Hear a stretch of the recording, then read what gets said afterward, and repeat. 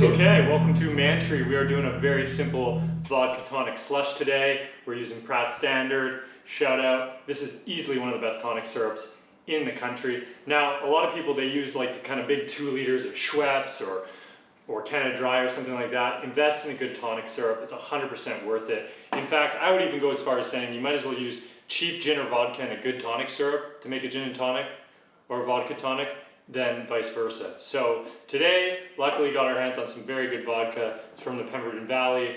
It's Schram vodka, and I'll show you how to make this, so let's go. We're just gonna start with a couple ounces of that vodka. I'm gonna make it in a glass just so I can visualize it a bit better. Now we'll add some of that awesome Pratt tonic syrup. Perfect. And now we're gonna top with a little soda. So there you've got an awesome vodka tonic. Vodka tonic in the blender. A couple ice cubes in there. And I'm gonna squeeze in a touch of fresh lime.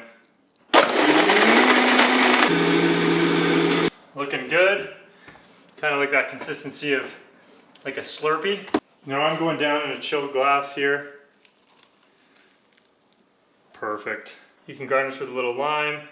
You can serve it up with a straw, or you can just serve it as is. And that's it. I've had a couple sips. Absurdly simple cocktail.